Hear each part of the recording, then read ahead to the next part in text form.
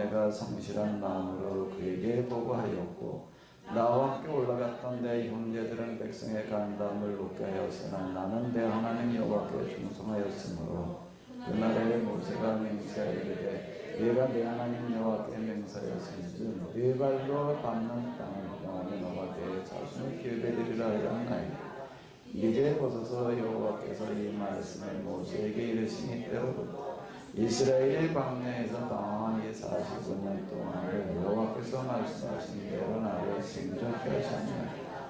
오늘 내가 85세에 모세가 나를 보내었던 날과 같이 오늘도 내가 여전히 강건하니 내 힘이 그때나 지금이나 같아서 싸움에 나갈 수 있으니 역사심이 산들을 지금 내게 주소서.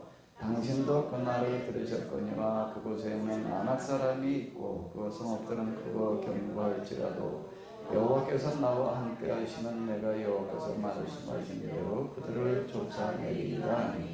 여호사가 여분네 아들 갈렙을 위하여 축복하고 헤브론을 그에게 기업을 삼게 하매 헤브론이 그리스도라는 여분네 아들 갈렙의 기업이 되어 오늘까지 이르렀으니 이는 그가 이스라엘의 하나님 여호와를 온전히 쫓았습니다. 헤브론의 이름은 기랏 아르바는 아낙 사람 가운데서 가장 큰 사람이었더라. 그리고 그 땅에 전쟁이 그쳤더라. 아멘. 우리가 여호수아서 지난주에 10장을 봤습니다. 사실 그 여호수아서를 이렇게 보게 되면 앞에 이제 1장부터 가나안에 들어가는 그리고 와서 이제 정착했던 그런 과정들을 이야기하고 있는데 이제 10장까지 해서 아주 중요한 이야기들을 거의 다 이야기를 하고 있습니다. 그 중에서 이제 우리가 참으로 해석하기 쉽지 않은 이제 태양과 달을 멈추게 했다라는 그와 같은 그 이야기. 어떻게 태양이 멈춰 설 수 있느냐, 또 달이 멈춰 설 수 있느냐. 이제 우리가 이렇게 생각이 되어지는데요. 그거를 우리가 그냥 이 본문만 놓고서 보게 되면 그게 과연 가능하냐 아니냐 이제 이런 쪽으로 생각을 하게 됩니다. 그런데 현장에 대한 그런 사진을 저희 지도를 펼쳐놓고서 이렇게 보게 되면은 지금 이제 기본에서부터 전쟁이 일어나가지고서 지금 가나안 사람들을 대표하는 그 다섯 나라 왕들하고 이제 전쟁을 하게 되는데 여기 기본이고 여기가 지금 이제 아얄론이 이렇게 되겠습니다. 그러니까 여기서 태양이 멈추라고 그랬고 여기 아얄론에 가가지고서 달이 멈추라고 그랬다라고 하는 그런 이야기는 우리가 지도를 보고 이렇게 생각을 해보게 되면 실제 태양이 멈춰섰다는 이야기가 아니라 태양이 멈춰섰으면 가서 달을 보고도 멈추라고 그럴 일이 없잖아요. 진짜 태양이 멈춰서고 진짜 달이 멈춰섰던 이야기가 아니다라고 하는 것을 우리가 이렇게 알 수가 있습니다. 그런 의문이에요. 그럼 왜 태양이 멈춰서라고 그랬는데 태양이 멈춰섰다. 달이 멈춰라라고 했더니 달이 멈춰섰다라고 하는 이야기는 도대체 뭘 얘기하느냐. 여기에 이렇게 기록을 하고 있습니다. 여호와께서 사람의 목소리를 들으신 이 같은 날은 전에도 없었고 후에도 없었나니 이는 여호와께서 이스라엘을 위하여 싸우셨음이니라 라고 이제 이렇게 이야기를 하고 있습니다. 이 구절을 이렇게 놓고 보게 되면 하나님께서 이렇게 달아 멈춰라 태양을 멈춰라라고 그런 얘기를 들으신 적은 전에도 없었고 그 위에도 없었다. 이때 시점도 없었다. 이렇게도 생각할 수가 있겠지만요. 근데 다시 또 이렇게 우리가 물어볼 필요가 있습니다. 여호수아서라고 하는 건 언제 쓴 건가? 이스라엘 사람들이 나라가 망하고 포로로 잡혀가 있을 때 쓰는 책인데요. 뭘 물어볼 필요가 있는가 하면 그때 여호수아의 이야기를 이제 그때 쓰는 거예요. 쓰는데 그 여호수아를 써내려가면서 여기 태양아 멈춰라 달아 멈춰라라는 이야기를 왜 썼을까? 근데 태양이 멈췄으니까 달이 멈췄으니까 썼지.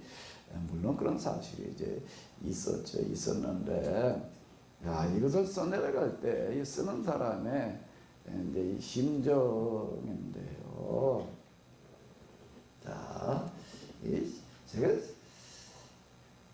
교회 나가서 성경을 읽고 신앙생활하면서 의문들이 많더라고요. 그 중에 하나가 뭔가 하게 되면 사람은 외모를 보지만은 나 여호와는 중심을 본다. 내 마음에 합하라. 중심을 보신다는 이야기가 도대체 무엇일까? 뭐 여러 가지로 생각을 해볼 수가 있겠죠. 착한 마음이라고 하는 걸 볼 수가 있고, 또 그 다음에 내 믿음 좋은 마음이라고 하는 걸 이제 볼 수가 있는 건데, 근데 세상에 착한 사람은 참 많습니다. 믿음이 좋다라고 하는 건 도대체 뭘 얘기하는 건가? 이거 참 기준이 쉽지를 않아요. 믿음이 좋다 하는 게 도대체 뭔가? 믿음 그렇게 이야기가 많은 거예요. 믿음이 좋다는 얘기가 도대체 뭐 어떻게 하는 거가? 하나님에 대해서 의심하지 않고 믿는 거다.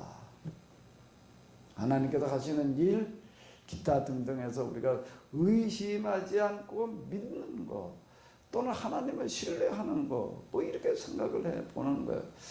그런데 그러면 하나님이 하시는 일은 그런 일들을 믿는다. 신앙생활 오래 한 사람도 정말 믿죠. 그거 안 믿는 사람이 어디 있겠어요. 또 하나님에 대해서 우리가 신뢰하는 것도 마찬가지고, 이제 많은 시간이 지나고, 그리고 이제 이쯤에 와가지고 이렇게 우리가 드는 생각은 뭔가 하게 되면, 하나님께서 보시는 마음은 뭔가 간절함이다. 간절함이었구나 라는 그런 생각을 가지게 되는 거예요. 지금 여호수아는 이런 전쟁이 벌어지고 그러는 가운데에서 지금 가나안이라고 하는 이 땅이 인류 역사에서 가장 오래전부터 살았던 그런 지역이라고 이렇게 이야기를 합니다. 우리 메소포타미아나 이집트보다 더 오래전부터 사람들이 살았다. 특히 그 중에 여리고가 이제 대표적인 어떤 그런 지역으로다가 이렇게 이제 평가가 되고 있는데, 그때 이후로부터 수많은 사람들이, 소수의 지배자들, 그리고 그 밑에서 이제 노예처럼 살아가는 그런 삶을 살아가고 있는데, 여호수아는 지금 가나안에 들어가는 이유와 목적이 뭔가, 이 문제를 해결하러 들어가는 거예요. 근데 여기에 지금 끝까지 방해하고 정하는 세력들이 있는 겁니다. 그게 지금 예루살렘의 아도니 세덱을 비롯한 지금 연합군들이에요. 여기에서 지금 지느냐 이기느냐에 따라서 지금 이 가나안 전 지역의 수많은 사람들의 그런 그 어려운 문제가 해결이 되느냐 안 되느냐라고 하는 그런 문제 앞에 지금 서 있는 거예요. 그는 여기에서 정말로 간절한 마음을 가지는 거예요.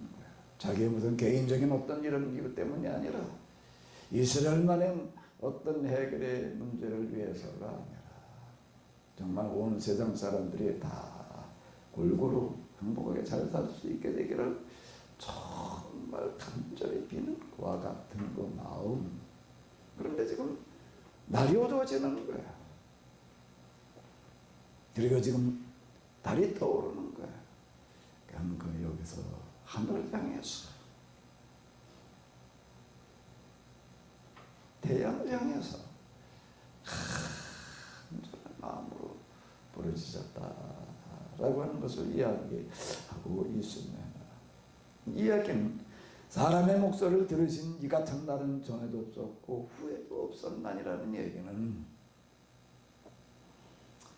여호수아 이래로 이렇게 간절한 마음을 가졌던 사람이 없었다.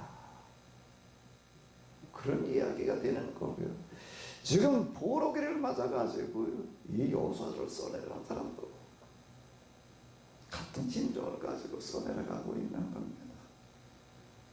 이스라엘의 사명이라고 하는 거가 그냥 세상에서 그저 나라 하나 꾸려나가는 그런 게 아니라 가나안에 하나님께서 들여보내셨던 이유와 목적이 가나안에 그 비참한 사람들의 문제를 해결하라고 보냈던 것인데, 그런데 그걸 잊어버리고 그저 자기 살기 급급하다가 버림받아가지고 나라가 망하고 지금 여기 이와 같이 비참한 신세로 전쟁 노예가 되어서 와 있는 사람들, 그들을 찾아가다 같이 그들과 같이 노예 생활을 하면서 그러면서 지금 그들에게 이 말씀을 다시 가르치고 지금 이걸 써내려 가는 거예요. 그 심정으로 한번 들어가서 생각을 해보십시오. 어떤 마음이었겠는가? 그들 속에 정말 어떻게든지 이들이 여기에서 다시 신앙으로 이제 거듭나서 덮어놓고 그냥 전쟁로에서 해방되기만을 구하는 게 아니에요. 정말 올바른 신앙으로 거듭나가지고 이들이 다시 옛 땅으로 돌아가서 본래 주어졌던 본분을 다 해내기를 정말로 간절히 염원하는 거예요. 그런 염원을 가지고 지금 이거를 써내려 가는 겁니다. 14절, 10장 14절 우리 같이 한번 다시 읽어보시겠습니다. 여호와께서 사람의 목소리를 들으시니 같은 날은 전에도 없었고 후에도 없었나니 이는 여호와께서 이스라엘을 위하여 싸우셨으니. 우리는 이 말씀을 이제 지금 우리가 이거 내려갈 때 이 말씀을 통해서 우리는 뭘 들어야 될까? 이건 뭐 태양이 진짜 멈춰 설까?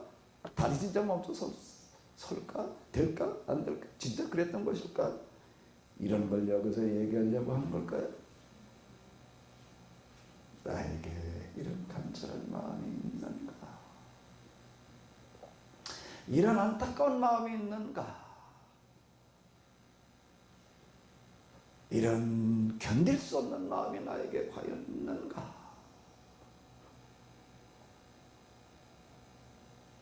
하나님께서 찾으시는 마음은 바로 그 마음이라고 하는 겁니다. 그 마음이 있는 곳에 하나님께서 함께 하시고 하나님께서 인도해 주시는 줄로 믿습니다. 이 마음 회복하시는 그런 시간 되시기 바랍니다. 그 다음 이야기로 넘어가서 보게 되면 이제 이 다섯 나라 왕들 그들이 패해가지고 이제 물에 들어가 숨어 있는 그런 이야기가 나오고 있고요. 여호수아가 이제 그들을 데려다가 이제 두렵하는 그런 이야기가 나오고 있습니다. 가나안 사람이라고 해서 다 죽이는 것이 아니라 끝까지 이거 정하는 사람들, 가로막고 있는 사람들을 이제 처형하는 그런 이야기들이 되겠는데요. 그들을 처형하면서 여호수아가 온 백성들을 향해서 하는 그런 말씀이에요. 다시 한번 읽어보시겠습니다. 여호수아가 그들에게 두려워하지 말고 놀라지 말고 강하고 담대하라. 너희가 맞서서 싸우는 모든 대적에게 여호와께서 다 이와 같이 하시리라. 아멘. 성경에 나오는 두려워하지 말아라, 놀라지 말아라, 내가 너와 함께 하리라, 나의 오른손으로 너를 붙들어 주리라는 얘기는 그냥 덮어놓고 하나님 믿으면 그분 의지하면 그렇게 함께 하신다는 그런 이야기가 아니다 라고 하는 겁니다. 그냥 덮어놓고 하나님께서 그런 식으로 함께 하신다라는 식으로 다 생각할 수도 있어요. 그렇게 생각하게 되면 그거는 신화시대의 믿음이 되는 거예요. 똑같은 본문을 가지고 우리가 신화시대의 신앙으로 우리가 신앙생활을 할 수도 있고 율법시대 그런 신앙으로 신앙생활을 할 수도 있는데요.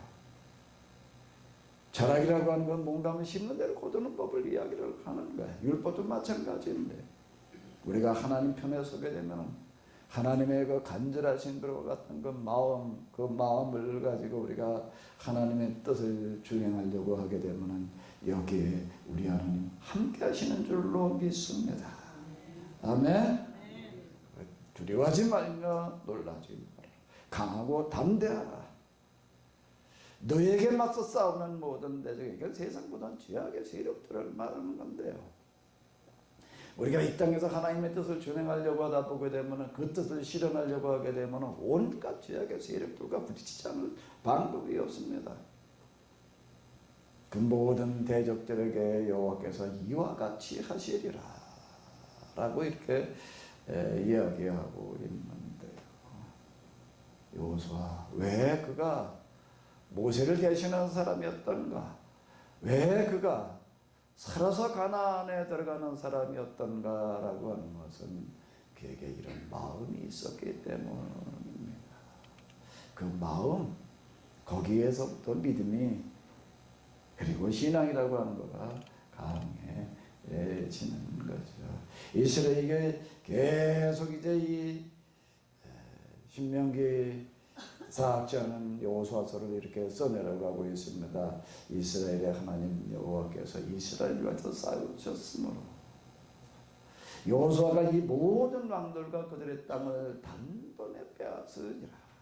1000년 전에 여호수아의 이야기를 써내려가고 있지만 사실 지금 이걸 써내려가고 있는 사람은 1000년 전의 이야기가 아니라 지금의 이야기를 말하고 싶은데, 지금 나라가 망하고 포로로 끌려와 있는데, 그리고 지금 바벨론이라고 하는 온 세상을 지배하고 다스리고 있는 인류 역사상 그때까지 등장한 나라 중에서는 가장 강대한 것과 같은 그 제국인데 이걸 어떻게 해야 될 것인가?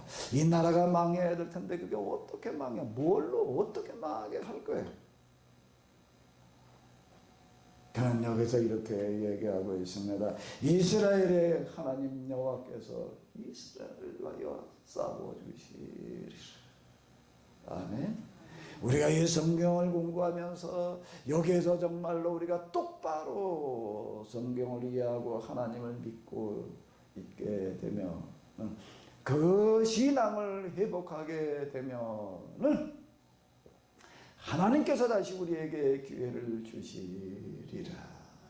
아멘. 정말 이런 간절한 마음, 태어나 멈춰서 달아 너도 아얄론 골짜기에 그리할지어다라고 하는 그런 간절한 심정을 가지고 지금 말하는 건 그렇게 가르치는 거예요. 그리고 여기에 한 사람 두 사람 그 말씀에 따라서 정말로 성경들을 열심히 공부하고 집에 가서 뭐 가르치려고 하니 가르칠 시간이 없어요.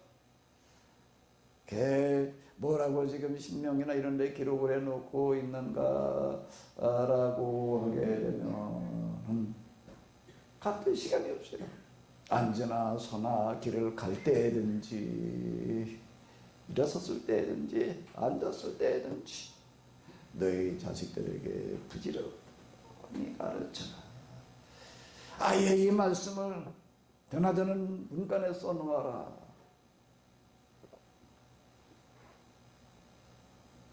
손흥식 그 집사님 집에 그 성경 공부를 이렇게 가보니까 거기 그 손집사님이 뭘 써놓나 하게 되면 칠판을 갖다가 이렇게 그 출입구 쪽에다가 이렇게 걸어놓고서는 거기다 한문 문장을 한 장에 써놓더라고요. 하루 한 문장씩 뭐 외우게 한대나 뭐 한대나 뭐 그러고 있더라고요. 보니까 지금 신명기도 이렇게 얘기하고 있습니다. 아예 드나드는 문간에 성경을 써놓아. 그걸로 끝나지 않고 내 이마에다 써놓아라. 그리고 내 손목에 메고 다녀라. 이 얘기는 그들이 모여가지고 이제 그런 거 있을 시간도 없어요. 노예가 언제 자기 시간이라는 게 있는 거예요. 그런 여유가 없는 겁니다. 그렇게 하라는 거예요. 정말 그렇게 했어요. 70년 동안 그렇게 하다가 보니까 바벨론이라는 나라가 망하고 망한 것 같지 않던 나라가 그 나라가 망하는 거예요. 거짓말 같은 일이 일어나는 거예요. 이런 역사의 미스테리 가운데 하나가 바벨론의 멸망입니다. 이게 도대체 이 나라가 그렇게 강대했던 나라가 그렇게 튼튼하게 바벨론 성을 쌓아놓았던 그런 나라가 망했다라고 하는 게 그게 믿기지가 않는 거예요. 여호와께서 싸워주시는 줄로 믿습니다. 아멘. 이걸 지금 얘기하려고 하는 겁니다. 여호수아가 그 모든 왕들과 그들의 땅을 단번에 빼앗으니라 라고 이렇게 써내려가고 있는 것은 여호수아 때를 말하려고 하는 게 아니에요. 지금 포로기를 이야기하고 있는 겁니다. 오늘 우리가 이 말씀을 다시 읽고 또 이걸 가지고 우리가 공부를 하는 것은 오늘 우리에게도 비슷한 문제 앞에 놓여 있습니다. 아침에도 얼핏 무어하다가 이렇게 오는 뭐 문장 하나를 보니까는 뭔가 하게 되면 뭐 우리나라 쓰레기가 저 필리핀으로다가 우리나라 생활 쓰레기 필리핀으로다 이렇게 보내는가 이제 필리핀 사람들이 이제 돌을 가지고 가는 말이에요. 저저 쓰레기도 이렇게 또 저 중국으로 보내다가 뭐 이제 중국에서 안 받으니까 이제 동남아 이런 데로 가다 막 필리핀으로 가는가 봐. 돌을 가져가고 이제 나 뭐 데모하고 뭐 그런다고 그러더라고요. 왜 내 쓰레기를 갖다가 우리나라로 실어오느냐. 그 쓰레기의 대부분이 뭔가 그냥 폐 플라스틱, 그냥 이게 비닐은 뭐 이런 것들인데 우리나라가 뭐 저 2000 몇 년도 기준으로 다 해가지고서 1인당 플라스틱 소비량이 135kg가 된다는 거예요. 어마어마한 쓰레기들을 우리는 만들어내고 있는 게 뭐 과자 하나를 사더라도 그렇고 무슨 과자 요만한 거 사다가 보게 되면 포장이 그냥 그게 어마어마하게 하나. 이게 뭐 과자값보다 포장값이 더 많겠더라고요. 플라스틱 1인당 130 몇 킬로를 쓰고 있다는 게 1인당 자기 몸무게 2배 이상이죠. 평균을 따져가지고 여인들 뭐 50 몇 킬로, 뭐 40 몇 킬로 이렇게 나게는 2배, 3배 뭐 이렇게 지금 플라스틱 소비를 하고 있는 게 비닐은 뭐 이런 것들 뭐 세상에 널려 있는 게 그냥 이런 쓰레기 투성이고. 이제는 일기예보 가운데에서 이제는 미세먼지 예보가 같이 나와야 되는 거. 중국 어디에선가 노 부부가 시장 보러 나갔다가 하도 꼼꼼해가지고 길을 잃어버려가지고서 뭐 헤매다가 뭐 파도 쐬가지고서 어떻게 겨우 찾아갔대나 말이에요. 왜? 그럼 대낮인데 미세먼지 때문에 꼼꼼해가지고서 길을 잃어버려가지고서 헤맸다 말이에요. 우리에게 과연 이런 망해가는 세상을 향한 안타까움이 있는가? 견딜 수 없는 마음이 있는가?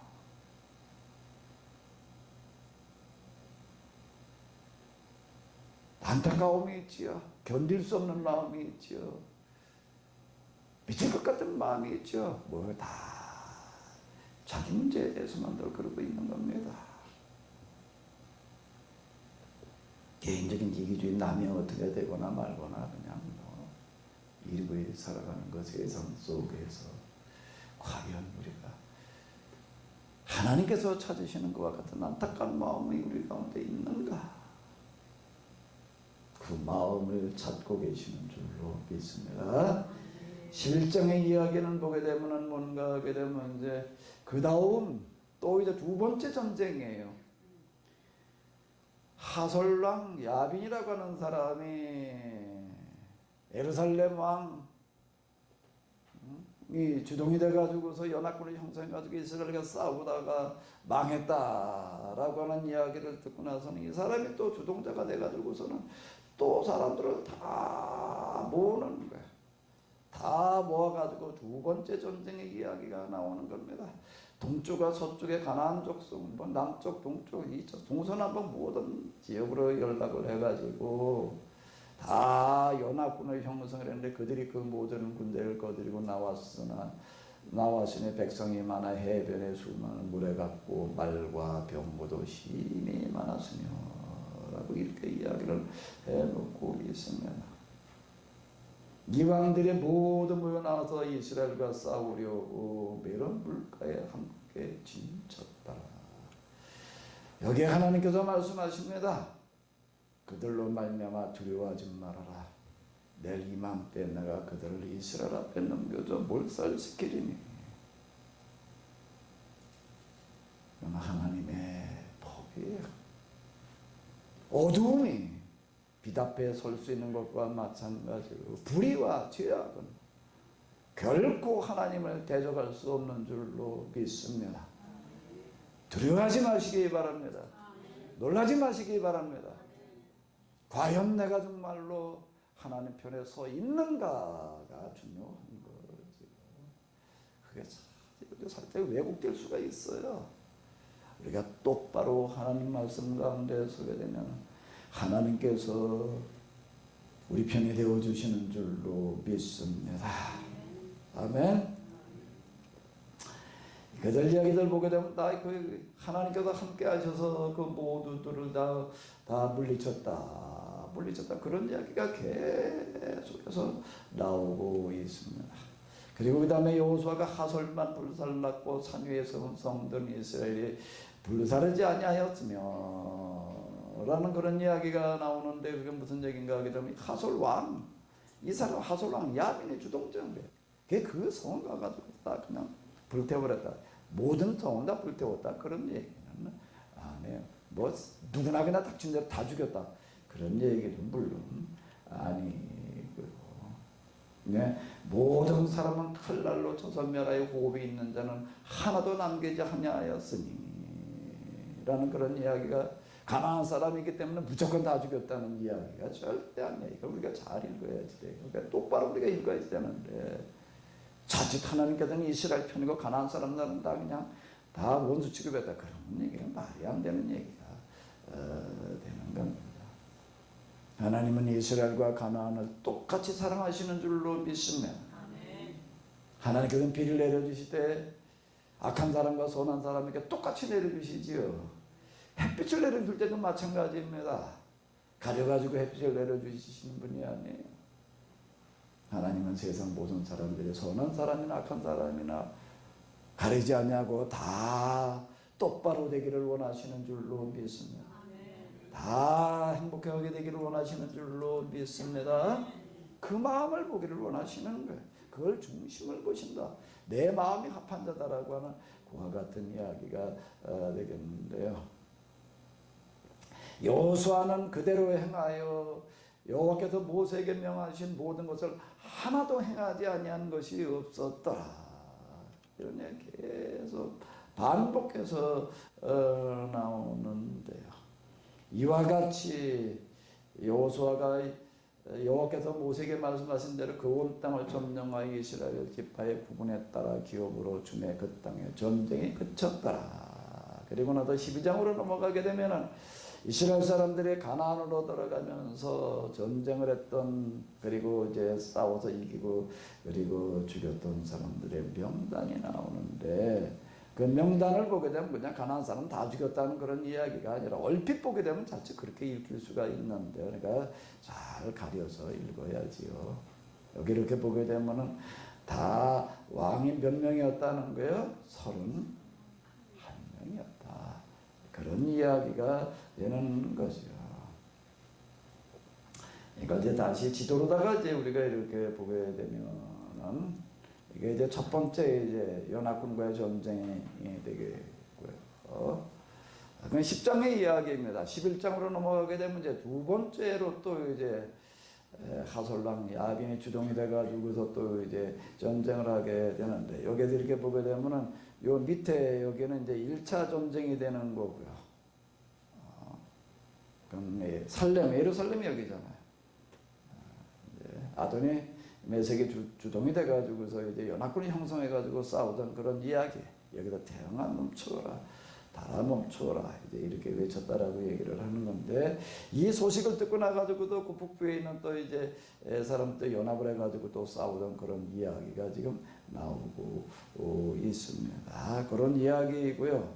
여기 지금 11장에 보게 되면 이제 전쟁이 그쳤다라는 그런 이야기는 이제, 그리고 이제 그들에게 땅을 이와 같이 나누어주는 그런 이야기로다가 계속 이제 이렇게 나오고 있습니다. 므낫세 지파, 갓 지파, 루벤 지파, 갓 지파, 므낫세 반 지파 이렇게 얘기를 하는데, 반 지파는 므낫세가 이제 유동강 동편에도 있고 왼쪽도 있기 때문에 이제 그런 거고, 요거는 이제 이스라엘 사람들 가나안에 들어가기 이전에 모세 때 이게 점령을 했던 그와 같은 지역이 이렇게 되겠습니다. 그래서 이스라엘 12지파에게 이제 이렇게 땅을 분배했다라고 이야기를 하는데요. 이 일은 그냥 하루아침에 그냥 다 된 것처럼 이렇게 우리가 이제 느껴지지만은 그렇지 않습니다. 이게 많은 시간이 걸렸어요. 전쟁은 이제 이런 지역에도 주로 일어났고요. 그게 이제 31지역이었다라고 이제 그 왕들의 명단이 나오고 있고, 그 나머지에도 이제 주요 성들만 지금 이제 이렇게 적어 놓은 것인데, 그건 그대로 있었어요. 이게 이스라엘 사람들 들어가서 정하지 않는 사람들, 그 사람들하고 싸우지 않았다는 그런 이야기가 되는 거고요. 여기에 이렇게 보게 돼 기본 사람들만 이제 항복하고 온 것처럼 이렇게 기록이 되어져 있지만은 그 얘기는 아니에요. 아니에요. 그 얘기는 아니고 그분 외에도 이제 정하지 않고 그냥 있던 사람들은 그대로 다 받아주는 거고, 시간이 지나가면서 이 사람들이 다 이제 이스라엘화 되어진다라고 하는 그런 이야기는 뭔가 하면 이스라엘과 같은 그런 신앙을 가지고 살게 되어졌다라고 하는 그런 이제 이야기가 되겠습니다.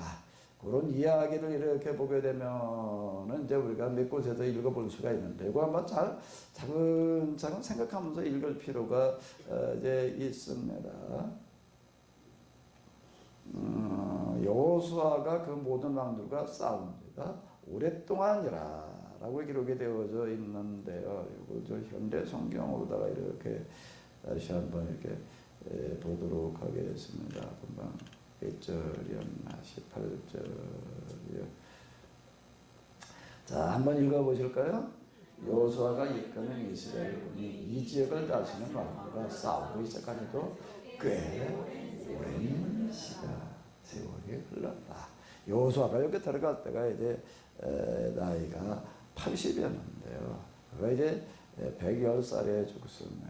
그러니까 몇십 년 동안 일어나는 그런 일들을 지금 여기서 이렇게 1000년이 지나가고 난 다음에 이제 기록을 하는 겁니다. 그러니까 우리는 그 쭉 읽고 내려가다 보면 그냥 한꺼번에 다 이루어진 것처럼 이렇게 생각이 되어지는데, 그 큰 전쟁이 이제 두 번 있는 거예요. 처음에는 이제 여리고, 그 다음에 이제 아이성이고요. 요거 말고 이제 큰 전쟁이 두 번이에요. 이제 예루살렘 왕 아드네세덱이 출동이 돼가지고도 연합군을 형성해가지고서 이제 싸웠던 전쟁이 한 번 있고, 그 다음에 그 이야기를 듣고 또 이제 하술랑 야빈이 또 주동이 돼가지고서 또 이제 연합군을 형성해가지고 싸웠던 전쟁의 이야기 두 번. 근데 큰 전쟁을 얘기를 하면 이제 연합군들과 싸우는 그런 이야기가 이제 두 번이 나오고 있는데, 지금 그 얘기가 이렇게 되는 거고요. 왕들과 싸우기 시작한 지도 꽤 오랜 세월이 지났다. 한꺼번에 그냥 다 그냥 되어진 그런 이야기가 아니다라고 하는 거고요. 그래서 이제 그 다음에 점령한 땅은 이스라엘 지파의 수대로 또 지파들로 땅을 나누어 각각 자기들의 몫으로 차지하게 하였다라고 이렇게 얘기를 하는, 이거는 가나안 사람들 그냥 다 뺏어가지고 이스라엘 사람들만 다 차지하고 살았다는 이야기가 아니었다라고 하는 거, 금방 제가 이게 지도에서 이게 보여드렸죠. 이스라엘 사람들만 들어가서 그냥 이 사람들 다 죽이고 내쫓고 그러고 사는 게 아니라 이 사람들에게 같이 어울려서 이렇게 살게 되었다라고 하는 이제 그런 이야기가 되겠습니다. 그 다음에 이제 이렇게 12장의 이야기는 이제 쓰러진 왕들의 이야기이고요. 자, 여기 보게 되면 이런 이야기가 나오고 있습니다. 자, 한번 읽어보도록 하겠습니다. 여호수아가 나이가 많아 늙자 여호와께서 그에게 말씀하셨다. 여호수아야, 네가 이제 나이가 많이 먹었구나. 이제 너도 어쩔 수 없이 늙었구나. 그런데도 아직도 점령하지 못한 땅이 무척 많이 남아있구나. 이런 얘기예요. 그러니까 여호수아가 죽을 때쯤 되었을 때 다 점령한 게 아니었다라고 하는 것들이 이런 데서 지금 얘기를 주고 있습니다. 이제 그 나와 있는 사람들 이제 쭉 남아 있는 지역들을 이제 얘기를 해주고 있고요. 그래서 이제 땅 분배하는 이야기가 이제 13장에서 또 이제 쭉 이제 10장 후반에서 이제 이렇게 나오고 있어요. 지금 여기 이렇게 보게 되면 루반 지파, 갓 지파, 므낫세 반 지파의 이야기.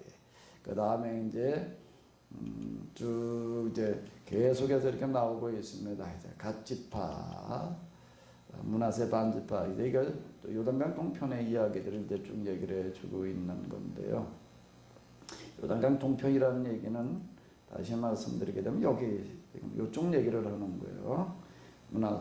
루벤 지파, 갓 지파, 므낫세 반 지파 이야기가 이렇게 되는 겁니다. 그게 지금 13장 후반부에 나와 있는 그런 이야기고요. 그리고 이제 14장으로 넘어가서 이제 요단강 서쪽 지역 분배, 이제 이렇게 해가지고서 이제 서지역 지역을 분배하는 그런 이야기가 나오고 있는데, 그때 갈렙이라고 하는 사람이 이제 와가지고 하는 이야기야. 아까 우리가 읽은 이야기가 바로 이 본문이 되겠는데, 갈렙이 와서 여호수아에게 뭐라고 이야기를 하는가 하게 되면은 옛날에 모세가 약속한 게 있었다라고 하는 거예요. 약속한 이야기가 뭔가 하게 되면은, 내가 분명히 말한다만 내가 밟는 곳은 어느 곳이든지 내가 영원히 차지할 몫으로 주겠다. 그 땅을 대대로 내 자손들에게 물려줘 유산으로 삼도록 해주겠다. 내가 우리 하나님 여호와의 뜻에 온전히 따랐기 때문이다 라는 그런 이야기를 이제 하고 있습니다. 지금 모세가 나에게 이렇게 약속을 해줬는데, 내가 이제 그 약속대로 이제 무슨 얘기가 되는가 하게 되면, 이스라엘 사람들이 가나안에 들어갔을 때 땅을 분배를 하는데 지파별로 제비를 뽑아가지고 이제 공평하게 분배를 하는 거예요. 난 여기 이 땅을 내가 차지하겠다 이렇게 자기가 선택하는 게, 아니 왜 땅이 다 똑같은 게 아니거든요. 좀 좋은 땅도 있고 나쁜 땅도 있고 또 지역도 이제 좋은 지역이 있고 안 좋은 지역이 있고 이제 이게 차이가 나는 거예요. 이걸 어떻게 할 거냐라고 할 때 이제 공평하게 하기 위해서 이제 제비 뽑고 뭐 이래가지고 이제 나누어주게 되는데, 그런데 이게 예외적인 이제 사람이 있었어요. 그 얘기가 뭔가 하게 되면은, 갈렙에게는 모세가 어떻게 약속을 했는가 하게 되면, 너는 그 땅에 들어가게 되면은 네가 어디든지 네가 선택하고 싶은 대로 선택을 해라. 그러면 그 땅이 네 땅이 될 거다. 내 땅이 너뿐만 아니라 내 자손들에게 물려도 유산이 되도록 하겠다. 이렇게 얘기를 하는 거야. 그러니까 이게 특권이에요. 이제 갈렙에게 이제 특별한 이제 고난을 준 거예요. 그 왜 그렇게 줬는가 하게 되면, 우리가 이제 이제 민수기에 이렇게 보게 되면 이제 12 정탐부지를 정탐하러 가는 이야기가 이제 13장에 나오고 그러는데, 갔다 와가지고는 다 그냥 보면 우리가 못 간다 이렇게 얘기를 하는 거예요. 근데 여호수아와 갈렙이 이제 우리가 하나님께서 약속하신 땅이 되면 들어갈 수 있다 이렇게 얘기를 하는 그런 이야기가 이제 나오고 있는데요. 여호수아와 갈렙이 그렇게 얘기해, 백성들이 또 이제 선동이 돼가지고 여호수아 갈렙까지 때려 죽이려고는 그런 이야기가 나오고 있습니다. 이제 그런 진노하시는 그런 이야기가 나와가지고 뭐라고 이야기를 하시는가 하게 되면, 너희가 이런 믿음이 없기 때문에 너희 가운데는 어느 누구도 살아서 여기에 들어갈 자가 없다. 40일 동안 정탐을 하고 왔는데 40의 하루를 1년으로 계산을 해도 너희가 40년 동안 광야 생활을 떠들이 하다가 너희들은 여기서 다 죽고 너희 후손들이 들어가게 하겠다라는 그런 이야기를 하시면서 이제 갈렙의 이야기를 하시는 거예요. 그러나 내 종 갈렙은 그 마음에 그들과 달라서 나를 온전히 따라서 이제 그가 갔던 땅으로 내가 그들에게 인도하여 드리니 그의 자손이 그 땅을 차지하리라. 이 이야기가 여러 번 반복해서 나옵니다. 여기에서 이렇게 나오고요. 30절에도 가게 되면 또 여분네 아들 갈렙과 눈의 아들 여호수아 외에는 내가 맹세하여 너희에게 살게 하리라 한 땅을 결단코 들어가지 못하리라. 그 다음에 이렇게 보게 되면 이제 1년에 하루를 1년을 계산해서 40년 동안 너희가 이제 이 땅에서 이제 제약을 담당해야 된다라고 하는 이야기가 지금 여기 나오는 거고요. 이제 근데 또 여기 그러고 나서 이제 뭔가 하게 되면은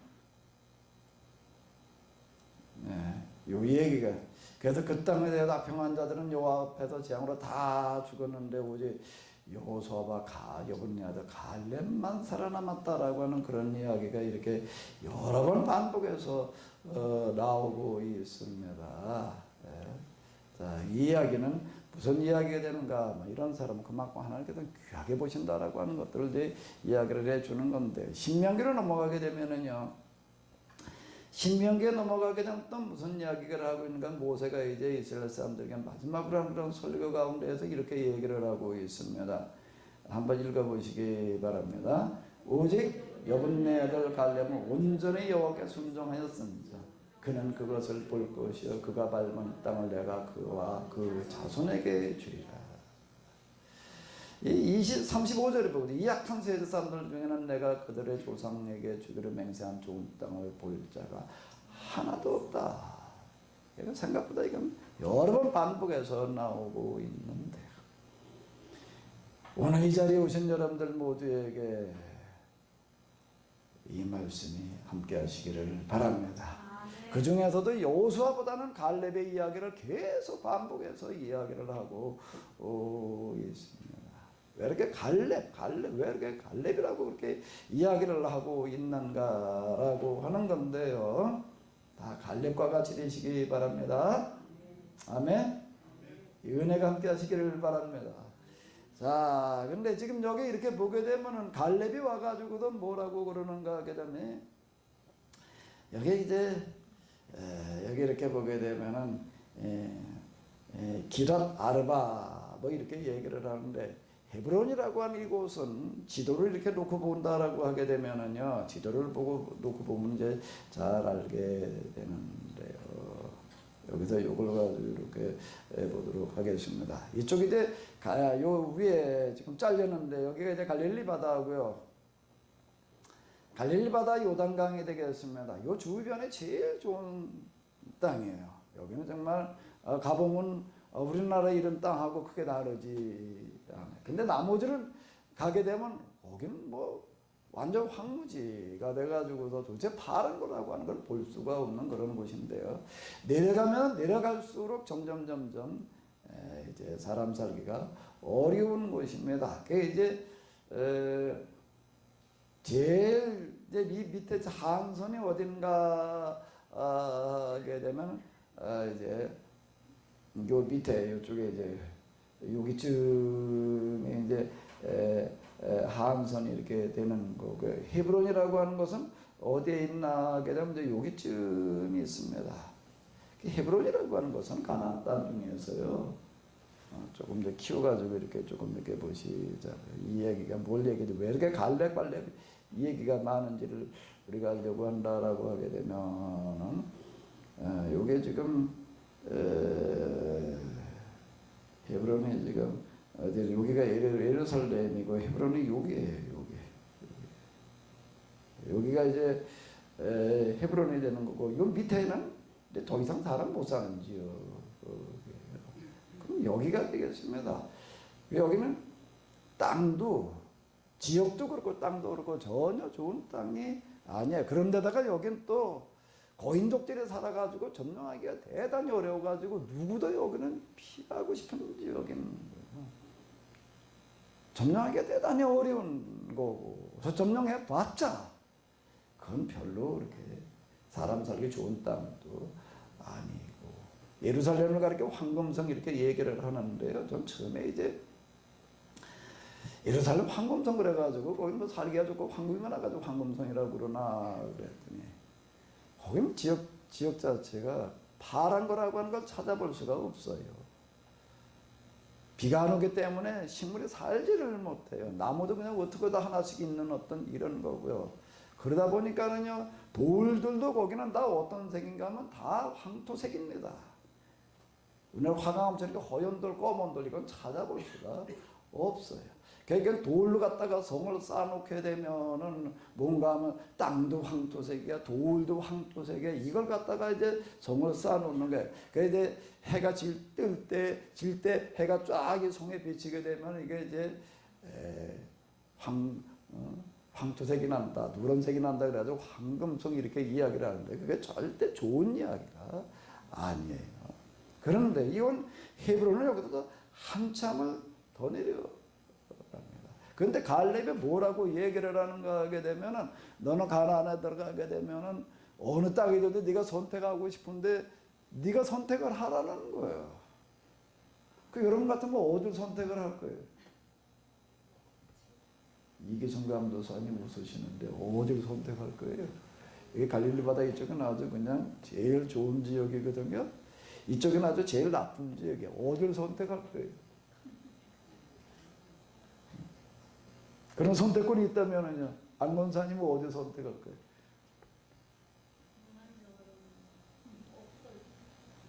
안건사님은 제일 좋은데 선택하실 것 같아요.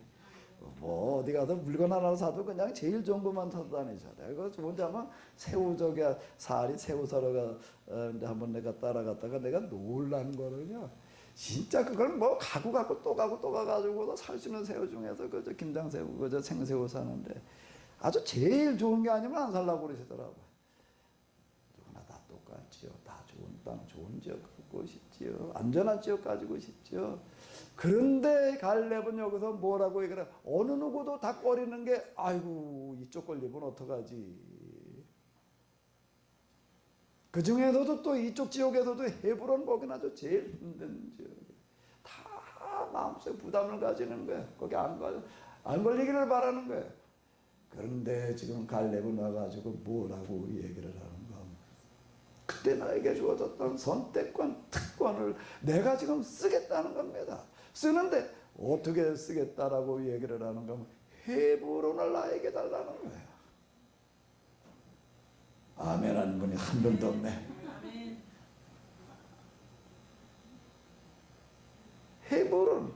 그 이후에 역사를 이렇게 보게 되면 유다라는 나라가 나중에 생겨지는데 헤브론이 그 유다 지파, 그 바람에 유다 지파들이 다 여기를 차지하는 게 갈렙이 유다 지파의 대표자거든. 그러니까 이게 유다 지파 사람들도 엄청나게 이제 아마 다 싫어했을 거예요. 아유, 왜 해필 우리가 여기를 차지하겠다. 갈릴리 지역을 차지하지만. 그 덕분에 유다 지파가 여기를 차지하게 됐습니다. 그리고 여기는 또 뭐가 문제인가 하게 되면은요, 땅만 그런 게 아니에요. 옆에 블레셋이라고 하는 그런 나라가 여기 이제 그대로 남아있어요. 나중에 보게 되면 블레셋이라는 나라의 침략을 계속 하는데, 옆에 블레셋이라는 나라가 있어가지고 계속 침략을 받아야 되는 거예요. 땅도 나빠요. 블레셋이라는 나라가 있어가지고서 그냥 계속 침략을 하니까 그러니까 누구도 여기는 바라지를 않은 거예요. 그 땅 한 개를 다 바라는 거야. 그런데 갈렙은 뭐라고 얘기를 하냐면 그 땅을 나에게 달라는 거야. 아멘? 그러니까 갈렙 그러는데 이걸 얘기를 하는 거야. 갈렙의 믿음이라고 하는 거가 뭘 말하는 것인가? 그럼 어떻게 그럼 거기에서 어떻게 하겠다? 여호와께서 함께 하시면 아멘? 그 모든 것들이 이런 악조건들이 호조건이 되리라. 아멘? 위기가 기회가 되리라. 자, 이게 갈렙의 믿음인 거예요. 이게 갈렙의 믿음. 이제 그 이야기가 지금 기록되어져 있는 거가 바로 지금 여기 이 14장의 이야기예요. 이렇게 얘기를 합니다. 내가 지금 나이가 지금 85이래. 내가 이 가나안 땅을 정탐할 때 마침 내 아마 헤브론 지역도 이렇게 갔던 것 같아. 그때 40이었는데 45년이 지났는데 40대나 85대는 지금이나 내 힘이 똑같다. 지금도 전쟁에 나가라고 한다고 하게 되면은 이렇게 얘기를 해요. 싸움터에 나가서 싸우라고 하신다면 나가서 싸울 수도 있습니다. 또 다른 일을 하라고 분부하신다 해도 해낼 자신이 있습니다. 나이는 먹었어도 여전히 힘은 젊었을 때와 다름이 없습니다. 이렇게 또 말을 하고 있습니다. 또 다른 일을 하라고 분부하신다 해도 분부 누구를 향해서 하는 이야기인가 하면 여호수아는 비슷한 나이에요. 동년배예요. 민수기에 보게 되면 이스라엘 사람들이 모세에 대해서 여호수아 갈렙에 대해서 경쟁심을 가지고 그냥 그러다가 다 죽어나가는 그런 이야기들이 나오고 있는데, 그런데 갈렙은 동년배인 여호수아, 그는 유다 지파의 대표자예요. 그런데도 불구하고 여호수아에 대해서 절대 경쟁심을 가지지 않았다라고 하는 겁니다. 그가 젊었을 때는 모세를 섬겼고 모세가 죽은 다음에는 누구를 섬겼는가 하게 되면 여호수아를 섬기는 거예요. 또 다른 일을 하라고 분부하신다. 어떤 일이든지 나에게 하라고 한다고 하게 되면 내가 해내겠습니다. 몇 살 때 그런 얘기를 하는가 하면 몇 살 때 그런 얘기를 한다고요? 85. 이 나이에도 내가 뭐든지 나에게 말씀만 하신다라고 하게 되면 내가 해내겠습니다. 아멘?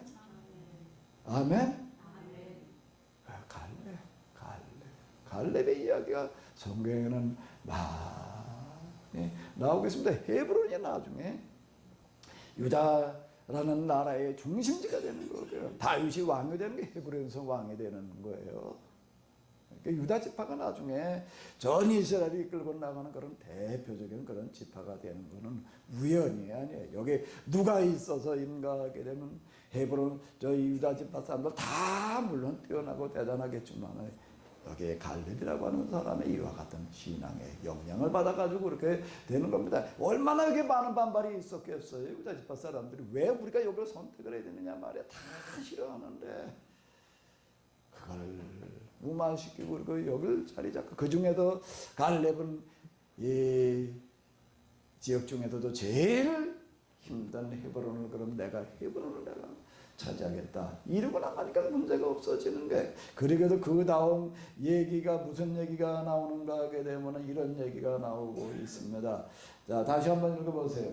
이제는 더 이상 전쟁이 없어 그 땅이 평화롭다. 이건 가나안 사람들과 전쟁이 없었다는 이야기도 되지만은요, 야 우리가 여기 들어가지고 땅을 이제 서로 분배받아야 될 텐데 도대체 어느 땅을 분배받아야 될 거냐 이거 가지고서 얘기들이 많을 거 아니에요. 온갖 잡음들이 많을 거 아니에요. 그런데 여기 갈렙이라고 하는 사람이 이러고 나가니까 누가 할 말이 없는 거예요. 그래서 그 땅에 뭐가 있었더라? 평화가 있었다라고 이렇게 이야기를 하고 있습니다. 그런데 그 이야기는 또 여기서 끝나지 않아요. 여기 15장 13절을 가게 되면 이야기가 또 나오고 있습니다.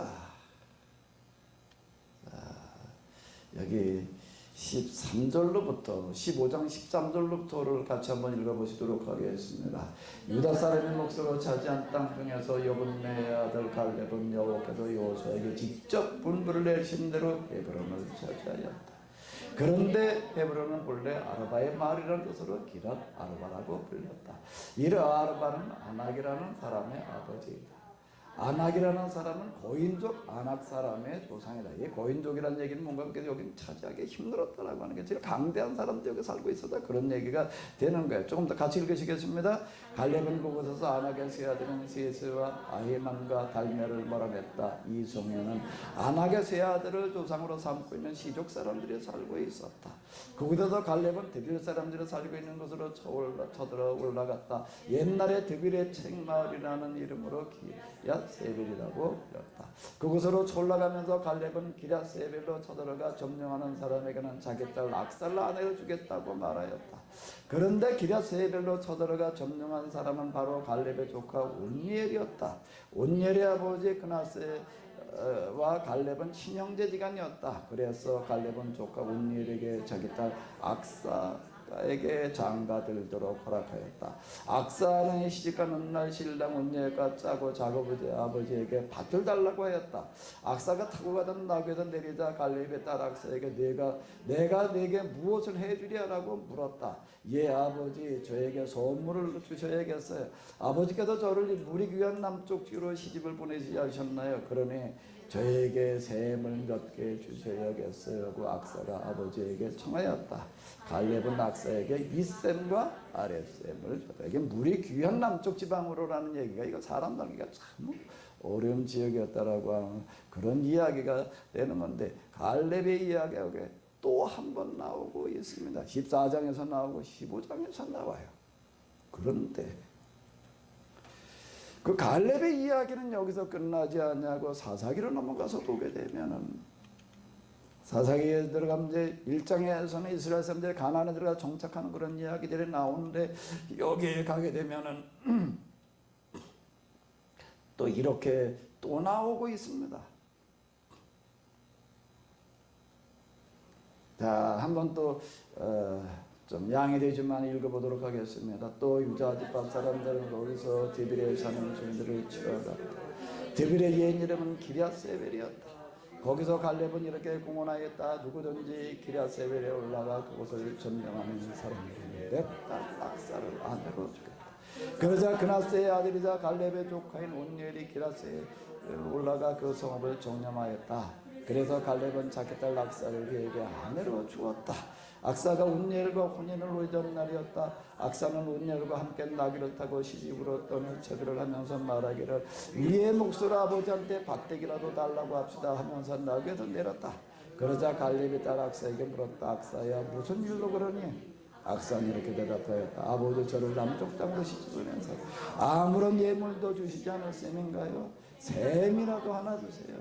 그러자 갈렙은 딸에게 뒷셈과 아랫셈을 예물로 내주었다. 이게 또 나와요. 그런데 이야기는 이걸로 또 끝나지 않습니다. 3장으로 넘어가게 되면은, 자, 여기 보게 되면 이제, 자, 온니엘, 금방 온니엘, 악사의 이제 남편, 갈렙의 사위의 이야기가 되겠는데, 그 이야기가 또 여기 이렇게 길게 나오고 있습니다. 한번 읽어보시도록 하겠습니다. 이스라엘 사람들은 여호와께서 지켜보고 계시는데도 못된 짓만을 삼았다. 자기들이 마땅히 섬겨야 하나님 여호와가 살아계시리라. 가나안의 신들인 바알과 아세라를 섬겼다. 여호와께서는 이스라엘의 이러한 행동을 보시고 무척 진노하셨다. 그래서 이스라엘을 유브라데강과 티브리스강 유역을 다스리고 있는 메소포타미아 왕 구산 리사다임의 손에 넘겨버리셨다. 이스라엘 사람들은 8년 동안이나 구산 리사다임에 짓눌려 살 수밖에 없었다. 이스라엘 사람들이 이렇게 짓눌려 살면서 견디다 못하여 여호와께 살려달라고 부르짖자 여호와께서 그들을 건져내시려고 그는 바로 갈렙의 막내 아우이며 그납스의 아들인 온니엘이었다.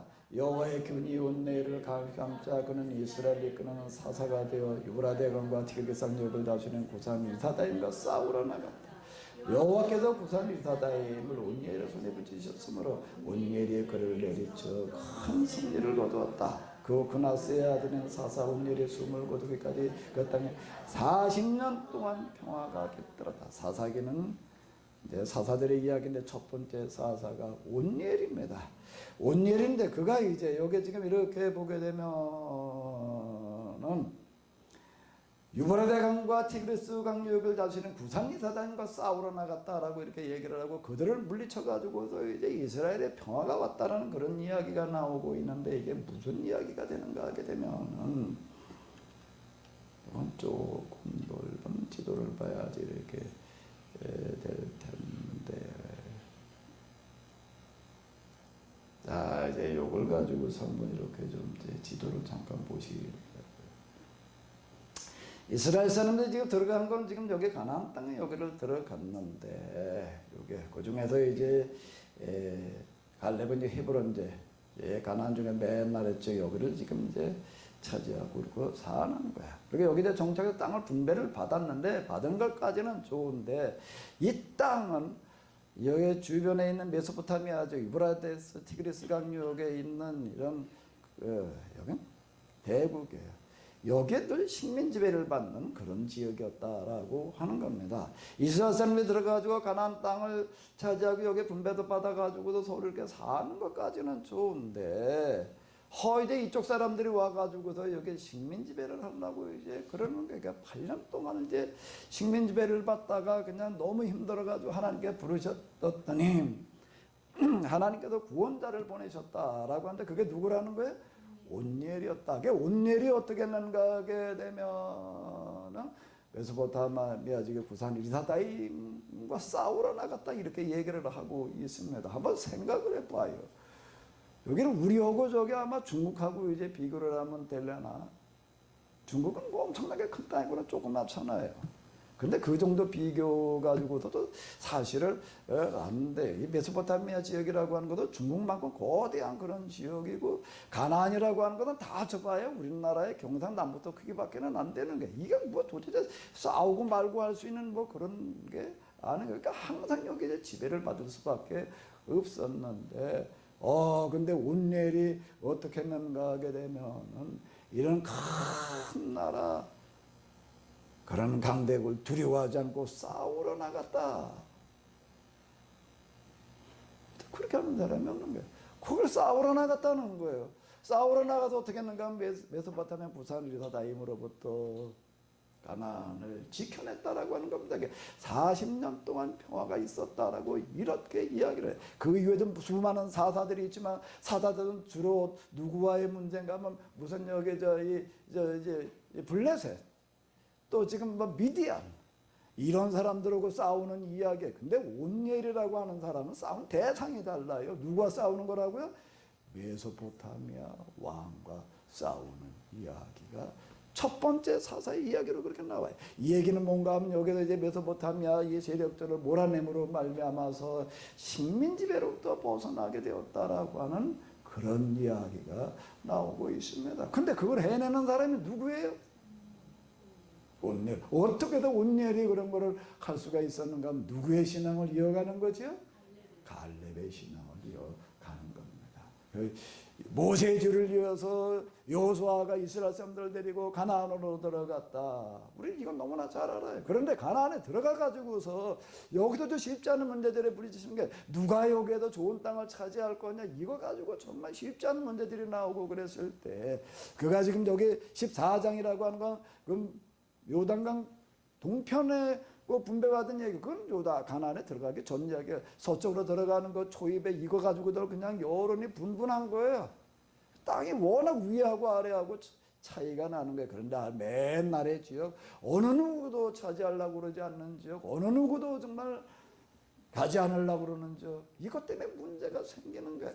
근데 갈렙은 어떻게 하는가 하게 되면 자기에게 주어진 특권을 제일 좋은 땅을 그가 차지할 수 있음에도 불구하고 그게 아니라 어딘가 하게 되면 제일 어려운 땅을 그 땅을 내가 차지. 그러고 나서니까 그 다음엔 누구도 뭐 이 말정을 하는 사람이 없는 거예요. 왜?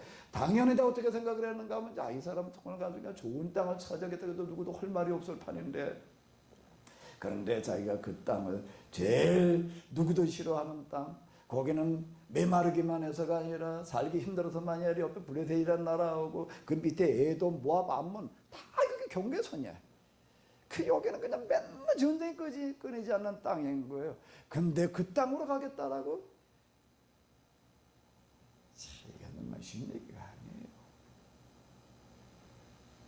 쉬운 얘기가 아니에요. 거기도 방패막이 하겠다는 거예요. 신앙이라고 하는 거가 뭔가, 하나님 믿는다라고 하는 거가 뭔가. 갈렙의 이야기가 그렇게 계속 나오고 있는 거야. 그리고 그 후손 가운데에서 비록 아들은 아니었지만 사위 가운데서 누가 나오는 거죠? 최초의 사사가 나와도 그는 또 무슨 일을 해내는가라고 하게 되면 가만히 지도를 보고 한번 생각을 해보십시오. 유다 지방은 이쪽에 있어요. 메소포타미아는 여기에. 이 사람들이 와가지고 식민 지배를 한 나라가 거기 위쪽으로 하게 되어져 있는 게 갈릴리 요지요. 여기가 저 농산물도 제일 많고. 그리고 이쪽 헤브론 이쪽까지 놀 일도 없어요. 와봐야 거기 뭐 황무지 거기 사실 그걸 나설 일도 없어요. 이쪽에 블레셋 에돔 모압 암몬 이쪽하고 있을지만 메소포타미아 지역하고는 제일 먼 지역이 돼가지고 여기까지는 사실 손 끼칠 일도 없습니다. 그런데도 불구하고 온니엘은 어떻게 하는가 하게 되면은 이스라엘 사람들 추출해가지고 사실 자기하고는 자기 지파하고는 그렇게 큰 영향받지도 않을 메소포타미아 왕 우산 리스다임과 싸우러 나갔다. 아멘. 누구 닮은 거예요? 누구 닮은 거지요? 갈렙을 닮는 거예요. 하나님께서 그를 이기게 하셨다. 그래서 40년 동안 그가 이스라엘의 사사로 있었고 여기에 평화가 있었다. 우리는 갈렙이라고 하는 사람을 잘 모릅니다. 그냥 뭐 여호수아 갈렙 그냥 이러고 끝나는데요. 성경에는 여호수아의 이야기보다 사실 제일 많이 기록을 해놓고 있는 거가 갈렙의 이야기예요. 사사기에 가서 또 얘기를 하고 있고 또 얘기를 하고. 1000년이 지나고 난 다음에 망한 나라의 역사를 써내려가고 있는 신명기 기자는 신명기 역사가는 여호수아서 그리고 사사기를 써내려가면서 그게 이 땅 우리가 어떻게 이제 찾을 수 있느냐라고 하는 그런 이야기를 다루는 책인데 여기에 누구를 찾아내는 거지요? 누가 같은 사람이 있어야 된다는 거예요? 갈렙 같은 사람이 있어야 된다. 가장 표본으로 내세우고 있는 사람이 누구인가 하면 갈렙이에요. 갈렙. 여호수아 그리고 갈렙. 참으로 그 자리에 선다는 게 쉽지 않습니다. 각 지파의 지도자들은 모세가 등장을 했을 때 다 이게 경쟁심을 가지고 있다가 다 하나님 또 심판받았어요. 여호수아와 갈렙은 모세를 끝까지 따르는 사람이었고 모세의 편에 서는 사람이었고, 왜?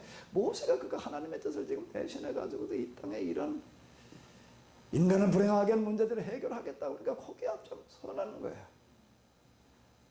그런데 거기에 후계자가 누가 됐는가 하면 여호수아가 됐습니다. 아마 모세도 여호수아 갈렙을 놓고서 많이 저울질했을 거예요. 그런데 갈렙은 뭐라고 얘기를 하는가 하게 되면 여호수아를 향해서 이렇게 얘기를 해. 뭐든지 나에게 분부만 내리면 내가 다 따르겠습니다. 아멘.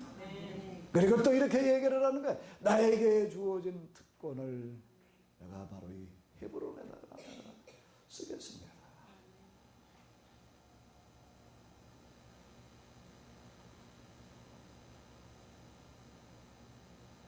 한 사람이 중요합니다. 항상 모든 일에서도 그래요. 한 사람 누군가가 왜 복잡하고 어려운 문제가 있을 때 어떻게 나서느냐, 나가서 뭐 어쩌고 저쩌고 문제를 복잡하게 만들어 놓는 사람이 있는가 하게 되면 나서가지고 쭉 해봐가지고 거기서 제일 힘들고 어려운 일을 스스로 또 맡고 나서가지고서 다 편하게 만들어 놓는 사람이 있습니다. 갈렙. 엄청난 손해를 보는 거예요. 엄청난 어려움을 겪는 거예요. 그러나 하늘의 하나님께서는 그 마음을 보시고 함께 하시는 줄로 믿습니다. 헤브론을 차지하게 하셨을 뿐만 아니라 그 아낙 자손이 살고 있었다는 거예요. 그 땅을 차지하게 하셨을 뿐만 아니라 더 나아가서 온 이스라엘이 메소포타미아로부터의 식민지배를 피할 길이 없는데 그 우선 온예를 통해 가지고서 부산 리사다임을 몰아내고 바꿔 얘기하면 독립하게 한 거예요. 식민지배에 맞을 수밖에 없는 그 땅에 독립을 가져오게 하는 그와 같은 일들이 누구를 통해서 일어나는가 하게 되면 갈렙과 그 후손들을 통해서 일어나는 겁니다. 오늘 이 자리에 오신 여러분들에게 이와 같은 은혜가 함께 하시기를 바랍니다. 여러분들과 여러분들의 자성을 통해서 정말로 세상이 바뀌는 그런 일이 일어나기를 바랍니다. 인터넷으로 이렇게 보니까 어떤 여자애가 너무 비닐로 그냥 플라스틱 쓰레기대로 돌아다니는데 이 나무가 썩지도 않고 그냥 그러고 하니까 이 플라스틱 안 쓰기 운동을 뭐 어떻게 펼쳤대나 뭐 요즘 인터넷 시대가 돼가지고 거기다 이렇게 호소를 하고 그랬더니 뭐 호응을 해가지고 전세적인 운동이 돼가더라고요. 마음이 중요한 거예요. 한 어린 여자애가 비닐을 굴러다니는 거 뭐 그러나 보다 그냥 막 버려 그냥. 하나님의 법은 누군가가 이런 것들 안타까운 마음을 가지고 좀 해결해 봐야 되겠다라고 간절한 마음을 가지게 되면 여기에 함께 하시는 줄로 믿습니다. 그리고 또 그런 걸 기다리고 찾는 사람이 앞서 나서지는 못하지만 누군가 그런 일 할 때 그래도 거기에 같이 힘을 보태려고 하는 사람이 있게 마련이에요. 한 주일 동안 세상에 나가셔서 힘들지만 우리들 사실 내 몸뚱이 하나 검사하기도 내 가정 하나 추려나가기도 힘들지만 그래도 우리가 한번 하나님을 생각해 보시기 바랍니다. 그리고 지금 나라가 망해가지고 포로로 끌려와 있는 그 현장에서 도대체 우리가 여기서 어떻게 살아야 될 것인가 라고 할 때 찾아냈던 갈렙, 그 사람을 한번 곰곰이 생각해 보시기 바랍니다. 감히 우리가 그에게 미치지는 못하겠지만 그래도 우리가 그 그림자라도 밟아보는 그런 한 주일을 살아갈 때 우리 하나님께서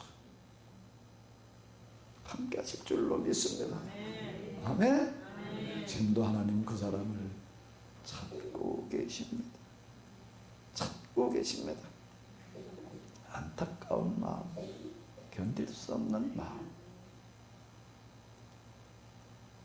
그렇게도 없는, 견딜 수 없는 마음, 어디에도 없느냐, 도움이 되지 않는 마음. 우리에게 좀 한번 불러보시도록 하겠습니다. 안타까운 그 마음, 그렇게도